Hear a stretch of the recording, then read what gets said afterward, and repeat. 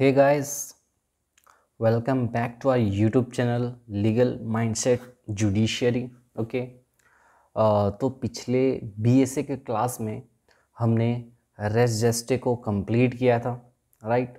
But जब मैं lecture को रिव्यू कर रहा था तो उस समय मुझे एक चीज़ पता चला कि मुझसे एक गलती हो गया है। जी हाँ, मुझसे एक गलती हो गया, तो उसी को मैं ठीक करने के लिए ये वीडियो बना रहा हूँ। और तो इससे क्या होगा, जो लास्ट क्लास में जो मुझसे गलती हुआ है उसको मैं सुधार दूंगा और इस केस को भी अच्छे से थोड़ा समझ लेंगे, राइट। और ये जो लेक्चर है आप कह सकते हो जस्ट एक्सटेंशन है तुम्हारा रेस जेस्टे का, राइट। और इसी को रेस जेस्टे के प्लेलिस्ट के साथ मैं ऐड कर दूंगा ताकि आप लोग को समझ में आए। देखिए, तो लास्ट क्लास में मुझसे क्या गलती हुआ था। लास्ट क्लास में हुआ क्या था कि मैं ये जो केस था G Vijayavardhan Rao versus state of AP, ठीक है, इसमें मैंने ये बताया था आपको कि सुप्रीम कोर्ट क्या करता है, जो भी विक्टिम्स लोग का जो स्टेटमेंट है उनके स्टेटमेंट को रेस जेस्टे का पार्ट मान लेता है, जो कि मेरे पास अधूरा फैक्ट्स था जिसकी वजह से मैं ये चीज़ आपको मैं बताया। बट जब मैं रिव्यू किया तो मुझे पता चला कि फैक्ट्स और भी हैं जिसकी वजह से जो मैं बताया वो गलत था। तो हुआ क्या है, चलिए मैं बता देता हूँ। और जब आप लास्ट लेक्चर देखोगे उसका 26 मिनट में, आई गेस 26 मिनट में मैं G Vijayavardhan Rao versus state of AP के बारे में बता रहा हूँ। तो आप तो उसमें मैंने ये आपको बताया था कि पहले समझते हैं कि केस क्या था। समझिए, G Vijayavardhan Rao versus state of AP का केस है। मेरा बात समझिए, हुआ क्या था इसमें कि एक बस है ये, राइट। ये बस है, एक बस जा रहे हैं, इसमें बहुत सारे पैसेंजर्स लोग बैठे हुए हैं, राइट। ठीक है, बहुत सारे थे। उसमें से क्या होता है कि दो बंदे लोग आते हैं और इसमें इन लोगों का सामान वगैरह चोरी वोरी कर लेते हैं, मतलब रॉब करते हैं, सामान वगैरह सब रॉबरी कर लेते हैं, छीना झपट कर लेते हैं। उसके बाद इस बस में आग लगा देते हैं जिसकी वजह से 23 लोगों का जान चला जाता है, ठीक है। Deaths 23 people died, okay. तो इसकी वजह से 23 लोगों अपना जान गंवा बैठते हैं ये इंसिडेंट के बाद से। जब ये लोग इसमें आग लगा देते हैं तो उस वक्त ये जो विक्टिम्स लोग हैं, उन लोग, कुछ विक्टिम्स लोग कहते हैं कि they set the bus on fire. क्या बोलते हैं? They set the bus on fire, ठीक है। उनका ये स्टेटमेंट रहता है, जो कि अगर आप देखेंगे जो कि इंसिडेंट होते वक्त ये बात बोला गया, तो जो इंसिडेंट होते वक्त जो बात बोला जाता है, जो एक्शन किया जाता है, उसको रेस जेस्टे का पार्ट मान लिया जाता है एज पर सेक्शन 4 BSA, ठीक है। क्योंकि BSA क्या बोलता है? Facts forming part of the same transaction. तो सेम ट्रांजैक्शन यहाँ पर आग लगाना हुआ, तो यहाँ पर जैसे इंसिडेंट आग लगा दिए ये लोग, उस वक्त विक्टिम्स लोग जो भी बोले जो भी किए वो सब रेस जेस्टे का पार्ट माना जाएगा। तो एज अ लेमैन हम क्या समझेंगे कि ये जो भी बोले रेस जेस्टे का पार्ट होना चाहिए, जो कि मैं भी वही सोचा। बट फैक्ट्स कुछ और भी है इसमें, जो मुझको मेरे पास आधा अधूरा फैक्ट्स का एक्सेस था जिसकी वजह से ये गलती हुआ मुझसे। तो हुआ क्या कि यहाँ पर ये लोग स्टेटमेंट तो दिए, ठीक है, बट हुआ क्या, इनका जो स्टेटमेंट ये जो दिए थे इनको कोई सुना नहीं, मतलब इनका स्टेटमेंट का कोई डायरेक्ट विटनेस नहीं था। ओ माय गॉड, मतलब इनका जो स्टेटमेंट था they set the bus on fire, ये चीज़ वो जो बोले इसका कोई डायरेक्ट एविडेंस नहीं था, कोई देखा नहीं इनको, कोई सुना नहीं उनको बोलते हुए। पहली बात ये। दूसरी बात, ये सारा चीज़ ये इवेंट होने के बाद, ठीक है, ये घटना घटने के बाद उनका जब इन्वेस्टिगेशन होता है, इन्वेस्टिगेशन के दौरान इनका स्टेटमेंट का रिकॉर्ड किया जाता है। किसके द्वारा? जुडिशियल मजिस्ट्रेट के द्वारा इनका स्टेटमेंट का रिकॉर्डिंग किया जाता है 164 का जो बोलते हैं, ठीक है, जो भी 183 हो चुका है BNSS का, ठीक है। तो जब इनका स्टेटमेंट का रिकॉर्डिंग किया जाता है जुडिशियल मजिस्ट्रेट के द्वारा, तो वो सारे इंसिडेंट को क्या करते हैं? रिपीट करते हैं कि ऐसा हुआ था, वैसा हुआ था। और उस वक्त ये लोग बोलते हैं कि भैया हाँ, वो हमारे बस को आग लगा दिए थे, उस समय हम लोग ऐसा चिल्ला रहे थे, रो रहे थे, ठीक है। तो ये जो स्टेटमेंट ये लोग जो देते हैं किसको? जुडिशियल मजिस्ट्रेट को। After the incident was over, ठीक है, जब इंसिडेंट खत्म हो गया था उसके बाद जो ये स्टेटमेंट देते हैं, इस स्टेटमेंट को रेस जेस्टे का पार्ट नहीं माना जाता है एज पर सुप्रीम कोर्ट, समझे। तो रेस जेस्टे का पार्ट इसको नहीं मानते, कौन, सुप्रीम कोर्ट इसको नहीं मानता है। बोलता है सुप्रीम कोर्ट क्या कि देखो भाई, ये लोग जो बोले, जिस वक्त बोले उस वक्त बोले सही बात है, बट इनको कोई देखा नहीं था, डायरेक्ट विटनेस नहीं था। तो पहली बात ये। दूसरी बात, ये जो भी कह रहे हैं वो इंसिडेंट होने के बाद वो जुडिशियल मजिस्ट्रेट के सामने कह रहे हैं, क्योंकि अब ये टाइम ओवर हो चुका है, एक गैप आ चुका है टाइम का, ठीक है। तो हम इनके स्टेटमेंट को रेस जेस्टे के स्कोप में नहीं ला सकते हैं, ठीक है। तो रेस जेस्टे के अम्बिट में हम लोग इसको नहीं ला सकते हैं, सुप्रीम कोर्ट का यह कहना था। उसी वक्त सुप्रीम कोर्ट ये जजमेंट देता है कि अगर कोई फैक्ट को, अगर कोई स्टेटमेंट को रेस जेस्टे के अंदर अगर लाना है तो भैया प्रॉक्सिमिटी ऑफ टाइम होना चाहिए, टाइम का नज़दीकी होना चाहिए उसमें, ठीक है। दूसरी बात, और क्या, स्पॉन्टेनियस होना चाहिए, ठीक है। तो इसमें स्पॉन्टेनियस तो था बट टाइम का कमी था, टाइम का एक गैप आ चुका था, जिसके वजह से इनके स्टेटमेंट्स को रेस जेस्टे का पार्ट नहीं माना गया और रेलिवेंट नहीं माना गया, ठीक है। समझ में आया? आई होप आपको समझ में आ गया। तो मुझसे गलती ये हुआ था, मैं पहले आपको ये बताया था कि सुप्रीम कोर्ट इसमें एडमिसिबल मान लेता है, ठीक है, एडमिसिबल मान लेता है, मतलब रेलिवेंट मान लेता है, ठीक है, लेकिन रेलिवेंट नहीं मानता है। क्यों नहीं मानता है? रीज़न बता दिया, दो रीज़न। एक, डायरेक्ट विटनेस कोई था नहीं जो उनके बात को सुना था कि वो चिल्ला रहे थे। दूसरी बात, ये जो भी इन्होंने कहा ये रिकॉर्ड में कब आया उनका बात रिकॉर्ड में आया जब इन्वेस्टिगेशन हुआ जुडिशियल मजिस्ट्रेट के सामने, जब उनका 164 का रिकॉर्डिंग किया गया, उस वक्त ये ऑफिशियल रिकॉर्ड में आया एविडेंस के रूप में। तो अब तो गैप आ चुका था टाइम का, तो उसको सुप्रीम कोर्ट रिजेक्ट मार दिया, बोला अब रेस जेस्टे का पार्ट इसको नहीं मानेंगे। समझ में आया? तो चलिए एक बार इसको पढ़ लेते हैं क्या हुआ था। अब मैं इसको पूरा रिवाइज कर चुका हूँ, मतलब इसको पूरा मैं फिर से लिख चुका हूँ अच्छे से। लास्ट टाइम मैं बस एक ही पैरा या 2 पैराग्राफ लिखा था, बट इसको अच्छे से लिख दिया हूँ। आइए समझते हैं क्या था। इसका नाम जी फॉर जेंटेला है, ठीक है। Gentela Vijayavardhan Rao versus state of AP Andhra Pradesh 1996 का केस है। सुप्रीम कोर्ट का जजमेंट देखिए क्या हुआ था। इन अ बस बर्निंग केस, ठीक है, मतलब एक बस को जला दिया गया था।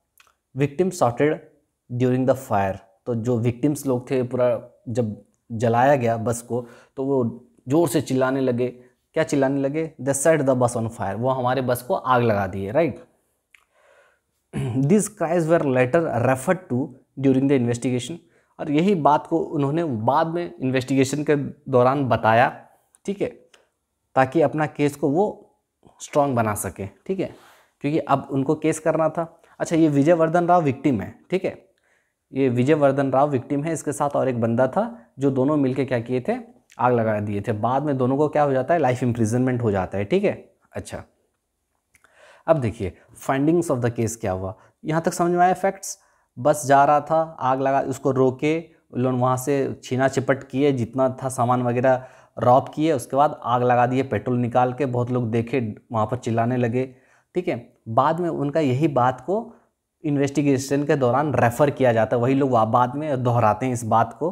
कौन लोग? विक्टिम्स लोग, जब इन्वेस्टिगेशन होता है, ताकि उनका केस को और वो सपोर्ट कर सकें। अच्छा, although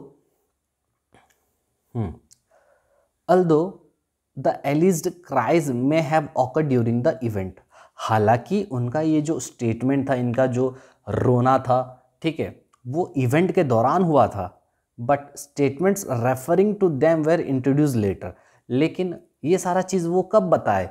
बाद में बताए, ड्यूरिंग द फॉर्मल इन्वेस्टिगेशन। जब इन्वेस्टिगेशन हुआ तब ये सारा इंसिडेंट के बारे में बताए। जब कब हुआ? जब इन्वेस्टिगेशन स्टार्ट हुआ तब वो लोग ये सारा चीज़ बताए, रिकॉर्डेड बाय द मजिस्ट्रेट। तो मजिस्ट्रेट के सामने जब उनका 164 का रिकॉर्डिंग हो रहा था, ठीक है, तो उस वक्त वो सारा इंसिडेंट के बारे में बताते हैं। फिर उन्होंने वो जो चिल्ला रहे होते हैं उसके बारे में भी बताते हैं, ठीक है, जिसकी वजह से पॉसिबली आफ्टर सम डिले, बहुत डिले के बाद, एक गैप आ गया था टाइम के बाद, तब इन्वेस्टिगेशन के दौरान वो सारा चीज़ को रिपीट करते हैं विक्टिम्स लोग। तो prosecution did not clearly establish that the cries were actually heard by any witness and reported immediately, ठीक है। तो प्रोसिक्यूशन इस बात को प्रूफ नहीं कर पाता है कि वो उनका जो चिल्लाना था, उनका जो रोना था, उसको कोई सुना था, कोई डायरेक्ट विटनेस नहीं था, वो प्रूव नहीं कर पाते हैं। हालांकि वो लोग चिल्लाते हैं बट उस समय कोई मौजूद नहीं था वहाँ पर जो उसका एविडेंस दे सके, टेस्टिमनी दे सके कोर्ट में आके, ठीक है। और ये भी प्रूव नहीं कर पाते हैं कि वो इमीडिएट था बोल के, पहली बात ये। दूसरा, without immediacy and direct witnessing, ना ही इमीडिएट था ना ही कोई डायरेक्ट विटनेस था। मेन प्रॉब्लम था डायरेक्ट विटनेस का। देखिए मतलब लॉ उतना put the formula get the answer ऐसा नहीं है, आपको facts and circumstances of the case को लेके आपको जज करना पड़ता है चीज़ों को, ठीक है। तो हालांकि अगर हम नॉर्मल भाषा में बोलें, कोई अगर बस में आग लगा दिया, लोग चिल्लाने लगे, वो लोग हमारे बस को आग लगा दिए, ये बहुत ही स्पॉन्टेनियस है, बहुत ही इमीडिएट रिस्पॉन्स है, तो उसको रेजिस्टे का पार्ट मानना चाहिए। बट ये प्रूव करेंगे कैसे? कोई तो होगा ना बंदा जो इस बात को देखा होगा, तो ही तो मान लेंगे ना। बट कोई था नहीं वहां पर, तो वही चीज का एक दिक्कत था, समझे कि नहीं। So the court found that this statements did not meet the threshold of the requisite. तो सुप्रीम कोर्ट ये माना कि भैया देखो, ये स्टेटमेंट्स ये लोग जो भी दिए हैं, हालांकि सच बोल रहे होंगे नो डाउट, बट इसका कोई एविडेंस नहीं है, कोई टेस्टिमनी नहीं है, कोई डायरेक्ट एविडेंस नहीं है जो आके टेस्टिमनी दे कोर्ट में, ठीक है। समझ में आया? अच्छा, दूसरी बात, एक टाइम गैप भी आ चुका है। तुरंत उन लोग बताते तो अलग बात था, अब गैप आ चुका है, इवेंट हो चुका है ख़त्म, कितना घंटा पूरा हो चुका है, उसके बाद आप लोग बता रहे हो तो नहीं होगा। तो इसीलिए therefore the statements were not admitted under section 6, जो अभी सेक्शन 4 हो चुका है बीएसए का, ये था इंडियन एविडेंस एक्ट का 6, ठीक है। Not because such cries couldn't qualify in principle. Principle के हिसाब से देखें तो पूरा रेस्ट जस्टे है, तो प्रिंसिपल वाइज कुछ दिक्कत नहीं है, but because in this case the condition of spontaneity were not proven convincingly, ठीक है। लेकिन जो स्पॉन्टेनिटी का जो कंडीशंस था वो इस केस में पूरा नहीं हो पाया, समझे, क्योंकि टाइम का गैप आ गया ना। तो इसी वजह से सुप्रीम कोर्ट का जो जजमेंट था, आप एग्जाम में क्या लिखेंगे, आप एग्जाम में सिर्फ ये पॉइंट लिखेंगे, फैक्ट्स वगैरह लिखने का दरकार नहीं है। मैं बस आपको समझाने के लिए बता दिया, क्योंकि फैक्ट्स अधूरा होने की वजह से लास्ट क्लास में मुझको दिक्कत हुआ था, ठीक है।